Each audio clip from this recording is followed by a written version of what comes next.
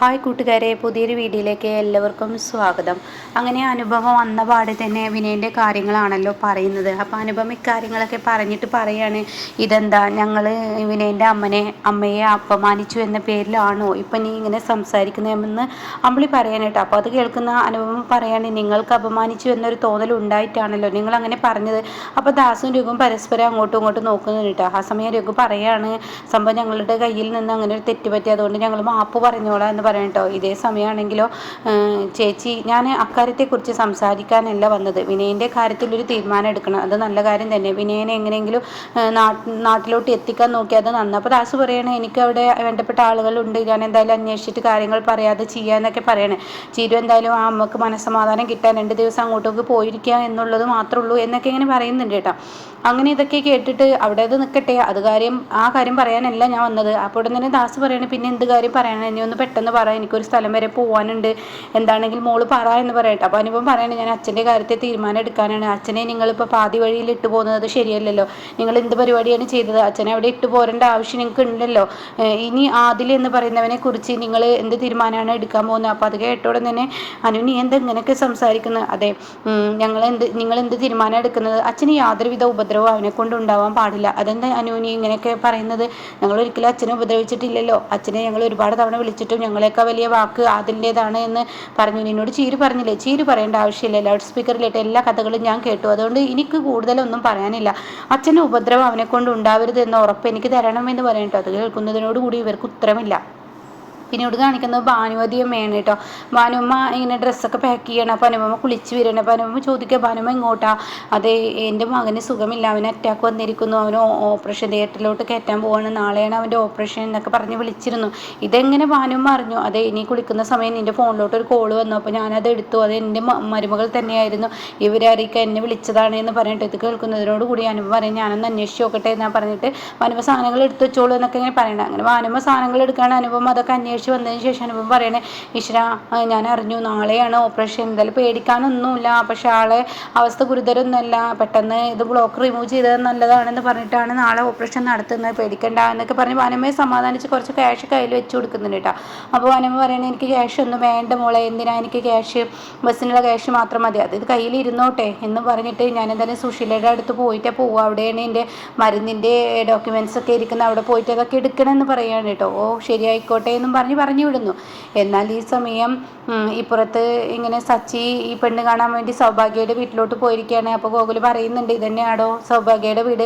അപ്പോൾ മന്ദാകിനി പറയണേ, ഇന്ന് രാവിലെ കൂടി ആ പെണ്ണിനോട് കൊഞ്ചി കൊഴിഞ്ഞിട്ടുള്ളൂ, ഇവള് പറഞ്ഞു കൊടുത്തിട്ടുണ്ട്. അപ്പോൾ ആ റോട്ടിൽ അന്വേഷിച്ചപ്പോൾ ഇത് തന്നെയാണ് വീട്, എന്തായാലും ആളും പെരുമാറ്റം ഒന്നുമില്ല, നമുക്ക് പോയോക്കെ എന്നൊക്കെ പറയാണ്. അങ്ങനെ എടാ നീ ഇന്ന് രാവിലെ വിളിച്ച് എന്ന് പറയുന്നത് സത്യമാണ് എന്ന് ഹേമന്തിനോട് ഇങ്ങനെ മന്ദാകിനി ചോദിക്കുക. ഞാൻ അമ്മ സൗഭാഗ്യമായിട്ട് സംസാരിച്ചു, അവളെ കറക്റ്റ് റൂട്ടും വഴിയൊക്കെ എനിക്ക് പറഞ്ഞു തന്നു എന്ന് പറയണ്ട. എന്തായാലും ഈ വീട്ടിൽ ആരുമില്ല, എന്തായാലും ഒന്ന് ബെല്ലടിച്ചു നോക്ക് ഗോകുലെ, നമ്മളിവിടെ വന്നു എന്നറിയാൻ വേണ്ടിയിട്ട് ഒന്ന് ബെല്ലടിക്കുക എന്ന് സാവിത്രി പറയാൻ കേട്ടോ. അങ്ങനെ ബെല്ലടിക്കുകയാണ്. ആ സമയം 2 വീട്ടുകാർ പുറത്ത് വരികയാണ്. സൗഭാഗ്യയുടെ അച്ഛനും അമ്മയാണ്. നിങ്ങൾ ആരാ, ഇവിടുന്ന് ഇതെന്താ എത്ര ആളുകൾ എന്നൊക്കെ ചോദിച്ചു അവരിങ്ങനെ ചോദ്യം ചെയ്തുകൊണ്ടിരിക്കുക. അപ്പോഴേക്കും ഇത് എന്തോന്ന് ചോദ്യമാണ്, നിങ്ങളുടെ മകള് സൗഭാഗ്യമില്ലേ ഇവിടെ എന്ന് ചോദിക്കുകയാണ്. അത് കേട്ട ഉടനെ, ഞങ്ങളുടെ മകൾ സൗഭാഗ്യയുടെ വീട് തന്നെയാണിത്, എന്താ നിങ്ങൾക്ക് ഞങ്ങളുടെ മകളെ കൊണ്ട് വേണം, അവളൊന്നും ഇങ്ങോട്ട് വിളിക്കുന്നുണ്ടോ എന്ന് ചോദിക്കുകയാണ്. ആദ്യം കാര്യം വന്നത് പറയൂ, അതെന്താ ഇത് ഞങ്ങളെ അപമാനിക്കുന്ന പോലെയുള്ള ഒരു പെരുമാറ്റം എന്ന് മന്ദാകിനി ചോദിക്കണം. നിങ്ങളുടെ മകളെ ഇങ്ങ് വിളിക്കോ, അത് ആദ്യം നടക്കട്ടെ എന്ന് പറയണം. അപ്പോൾ ആ സമയം ഇത് കേട്ട ഉടൻ തന്നെ മന്ദാകിനിയുടെ ഈ വാക്ക് കേട്ടപ്പോൾ അവർ ദേഷ്യപ്പെടാൻ ഉടൻ തന്നെ സച്ചി പറയണേ, സോറി കേട്ടോ, ഞങ്ങൾ നിങ്ങളുടെ മകൾ പറഞ്ഞിട്ടുണ്ടാവും എന്ന് കരുതിയിട്ടാണ് ഞങ്ങൾ ഇങ്ങോട്ടേക്ക് വന്നത്, എന്നാൽ നിങ്ങളുടെ സംസാരം കൊണ്ട് പെരുമാറ്റം കൊണ്ട് ഞങ്ങൾക്ക് മനസ്സിലായി നിങ്ങളുടെ മകൾ വന്നിട്ടില്ലെന്ന്, അതുകൊണ്ട് ഞങ്ങൾ നിങ്ങളുടെ ഈ സത്യാവസ്ഥ മനസ്സിലാക്കുന്നു, അതുകൊണ്ട് നിങ്ങൾ സങ്കടപ്പെടുന്നു വേണ്ട, ഞങ്ങൾ വന്നത് പെണ്ണുകാണൽ ചടങ്ങിനാണ്.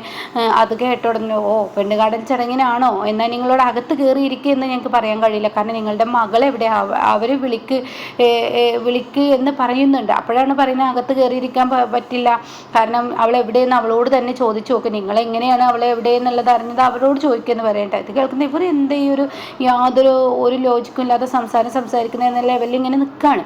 അപ്പോൾ ഹേമന്തിനോട് മന്ദാകിനി ചോദിക്കണം, മര്യാദക്ക് വിളിക്കടാ നീ സൗഭാഗ്യക്ക് എന്ന് പറയണം. അങ്ങനെ സൗഭാഗ്യക്ക് വിളിക്കുമ്പോൾ അവൾ ഓൺലൈനിൽ കാണുന്നില്ല കേട്ടോ. അപ്പോൾ ഉടനെ തന്നെ ഇത് തന്നെയാണ് അവളുടെ പ്രശ്നം, ഓൺലൈനിൽ കാണില്ല, വേണ്ടടുത്ത് അവളെ കാണില്ല, അങ്ങനെ മുങ്ങാനുള്ള കഴിവ് അവൾക്കുണ്ട്, അവളെ ഒരുത്തൻ്റെ കൂടെ ഒളിച്ചോടി പോയി കുറേ നാളായി എന്ന് സൗഭാഗ്യയുടെ അച്ഛനും അമ്മയും പറയണേ. ഇത് കേൾക്കുന്നതിനോട് കൂടി മന്ദാകിനി സച്ചി എല്ലാവരും ഞെട്ടിപ്പോവാണ്.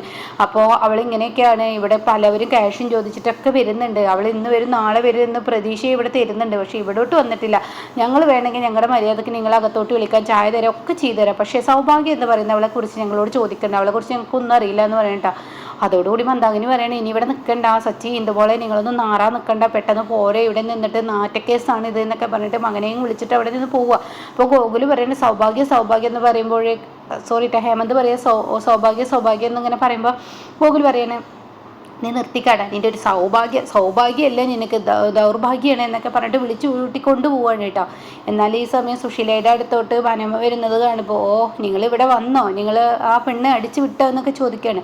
അപ്പോൾ സുശീല, ഞാൻ എന്നോട് വഴക്കിടാനൊന്നല്ല വന്നത്, നിന്നെ എന്നും എനിക്ക് മറക്കാൻ പറ്റില്ല, കാരണം നീ ഞാനുമായുള്ള ബന്ധം നീ മറന്നാലും ഞാൻ മറക്കില്ല, ഞാൻ ഏത് സമയത്ത് ഏത് കാലത്ത് ഇവിടെ കയറി വരും, ഞാൻ അങ്ങനെ ഒരു വ്യക്തിയാണ്, പക്ഷേ ഞാൻ വരുമ്പോൾ ഇവിടെ ഉണ്ടാവില്ല എന്ന് മാത്രം എന്ന് പറയാം കേട്ടോ. അത് കേൾക്കുന്നതിനോട് കൂടി ഞാനില്ലാത്ത സമയം നോക്കി നിങ്ങൾ വരുന്നതിന് എൻ്റെ കുറ്റാണോ എന്ന് സുശീല ചോദിക്കുകയാണ്. അത് കേൾക്കുന്നതിനോടുകൂടി, നീ ഇല്ലാത്ത സമയമില്ല സുശീല, ഞാൻ വരുമ്പോൾ എപ്പോഴും നീ ഇവിടെ ഉണ്ടാവില്ല, അത് എൻ്റെ തെറ്റല്ല, ഞാനിപ്പോൾ നിന്നോട് വഴക്കൂടാനോ ഒന്നിനും വന്നതല്ല, ഞാൻ എൻ്റെ വീട്ടിലോട്ട് പോകാമെന്ന് പറയട്ടെ. അത് കേൾക്കുന്നത് സുശീല പറയണേ, ഓ നിന്നെ അവൾ അടിച്ചിറക്കിയിട്ടുണ്ടാവില്ലേ അനുപമ അടിച്ചിറക്കിയെങ്കിൽ നിങ്ങളിവിടെ നിന്നോ, നിങ്ങളോട് എനിക്ക് എന്നും ഒരേ സ്നേഹമാണ്, നിങ്ങളെ സ്നേഹിക്കാതിരിക്കാൻ എനിക്ക് പറ്റില്ല, നിങ്ങളെൻ്റെ സ്നേഹത്തിൻ്റെയായ ഭാനുമ്മ തന്നെയാണ്, എന്തുകൊണ്ട് നിങ്ങളിവിടെ നിന്നോ. അപ്പോൾ സോന വന്നു കേട്ടോ. അപ്പോൾ സോന പറയുന്നത്, ഭാനുമ്മേ നിങ്ങളവിടെ ചേച്ചി ഇറക്കി വിടുകയാണെങ്കിൽ നിങ്ങളിവിടെ നിന്നോ, ഞങ്ങൾക്ക് ഇവിടെ സന്തോഷത്തോടു കൂടി പഴയ ഭാനുമ്മയുമായി ജീവിക്കുക എന്നൊക്കെ ഇങ്ങനെ പറയുമ്പോൾ, ഞാൻ അതിനൊന്നല്ല വന്നത്, എൻ്റെ മരുന്നിൻ്റെ പ്രിസ്ക്രിപ്ഷൻ, അതായത് എൻ്റെ ഒരു ബാഗ് ഇവിടെ ഇരിക്കുന്നുണ്ട്, ആ ബാഗ് അവിടെ ഇരിക്കുന്നത് നീ എടുത്തതാ എന്നൊക്കെ പറഞ്ഞിട്ട് ആ ബാഗിൽ നിന്ന് ആ ഒരു പ്രിസ്ക്രിപ്ഷൻ എടുത്തതിന് ശേഷം അനുമ്പോൾ പറയണേ, ഇനി ഞാൻ പോവാണ്, എൻ്റെ കുഞ്ഞുണ്ടല്ലോ, എൻ്റെ കുഞ്ഞിന് അറ്റാക്ക് വന്നിരിക്കണം, ഇന്നലെ വരെ ഒരു കുഴപ്പമുണ്ടായിരുന്നില്ല, ഇന്ന് അവന് അറ്റാക്ക് വന്നു, അത് കേട്ടിട്ട് എനിക്കിവിടെ നിൽക്കാൻ കഴിയില്ല, എൻ്റെ ഇടനെഞ്ച് പൊട്ടുന്ന വേദനയുമായാണ് ഞാൻ പോകുന്നത്, കാര്യം എൻ്റെ മക്കൾക്ക് തന്നെ വേണ്ടെങ്കിലും എൻ്റെ മക്കൾ തന്നെയാണ്, അവർക്ക് ഒരു അബദ്ധം വരുന്നത് ഈ അമ്മ ഇഷ്ടപ്പെടില്ല, അവരുടെ ജീവിതത്തിൽ ഒരു കോല ആവരുതെന്ന് കരുതിയാണ് ഞാൻ ഒഴിഞ്ഞ് അവിടെ ഇവിടെയൊക്കെ താമസിക്കുന്നത്, ഈ ദുഷ്ടതയും ക്രൂരതയും ചെയ്യുന്നവർക്കൊക്കെ പെട്ടെന്നാണ് ഈശ്വരൻ അടി കൊടുക്കുന്നത് എന്നൊക്കെ പറയുമ്പോൾ സുശീല പറയണേ, എനിക്ക് ദുഷ്ടതയും ക്രൂരതയൊക്കെ ചെയ്താലും അടി കൊടുത്താലും ഒരു കുഴപ്പമില്ല, മരണം എന്ന് പറയുന്നത് ഞാൻ ഇപ്പം തന്നെ യോജിക്കുന്നു, എങ്ങനെ കിടക്കാനും ഞാൻ തയ്യാറാണ്, പക്ഷെ മരണം എന്നെ ഇഞ്ചിഞ്ചായി കൊല്ലരുതെന്നുള്ളൊരു അഭ്യർത്ഥന മാത്രമേ ഉള്ളൂ. എന്തായാലും അതൊക്കെ അവിടെ പറഞ്ഞേക്കെന്ന് പറഞ്ഞ് വാനും ഇറങ്ങണം കേട്ടോ. എന്നാൽ ഈ സമയം ഈ വാക്കുകളെല്ലാം കേട്ടിട്ട് ശരിക്കും ദേഷ്യം പിടിക്കുകയാണ് ഭാനുമക്ക്. അപ്പോഴേക്കും സുശീല ഓട്ടം തൻ്റെ റൂമിലോട്ട് ഓടുകയാണ്. അപ്പോൾ ഇതെന്താ ഇങ്ങനെ അമ്മ ഓടുന്നതെന്ന് സോന ചിന്തിക്കുന്നുണ്ട്.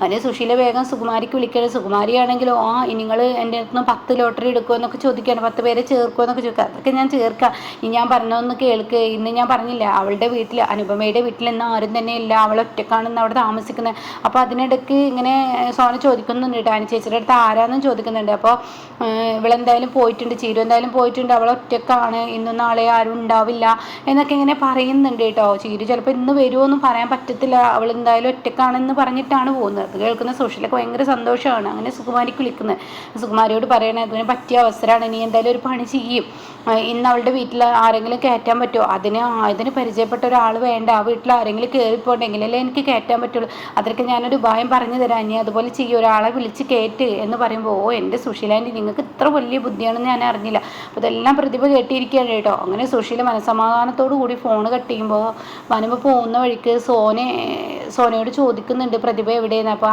കുളിക്കുകയാണെന്ന് പറഞ്ഞിരിക്കാം. അപ്പോൾ സോന പ്രതിഭയെ തിരക്കി പുറത്ത് വന്നിരിക്കുക. അപ്പോൾ പ്രതിഭ അങ്ങനെ പിറകിൽ നിൽക്കുന്നുണ്ട് ഈ വിൻഡോയുടെ ബാക്കിൽ. അപ്പോൾ പ്രതിഭയെന്ന് വിളിക്കുമ്പോൾ സുശീല കേട്ടു കേട്ടോ. അതോടുകൂടി സുശീലയുടെ കിളി പോവാണ്.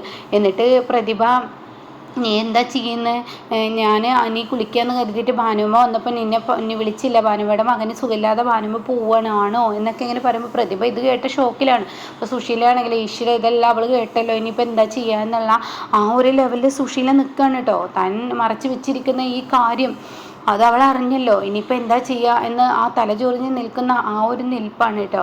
അപ്പോൾ ഇതിന് ശേഷം പിന്നീട് അനുപമയാണ് കാണിക്കുന്നത്. അനുപമ തൻ്റെ അച്ഛനെ വിളിക്കുകയാണ്. അപ്പോൾ അച്ഛൻ പറയാണ്, മോളെ ഇന്നലെ ആ സ്ത്രീ വിളിച്ചിരുന്നു, വൃത്തികെട്ട സ്ത്രീ വിളിച്ചിട്ട് എന്നോട് പറഞ്ഞു നീ ഡിവേഴ്സ് കൊടുക്കില്ല എന്നുള്ളൊരു ഭയമാണ് അവരുടെ ഉള്ളിൽ.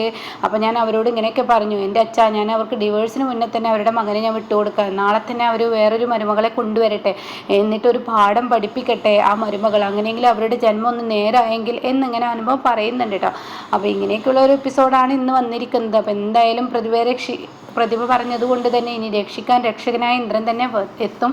പക്ഷേ അതിലാകെ അനുപമ ഇന്ദ്രനെ ഇനി അടക്കി പിടിച്ചും കൊണ്ട് അനുപമ തന്നെ ഒരു യക്ഷിയാകുന്ന ആ ഒരു സീനിലോട്ടാണ് ഇനി കാര്യങ്ങൾ നീങ്ങുന്നത് കേട്ടോ.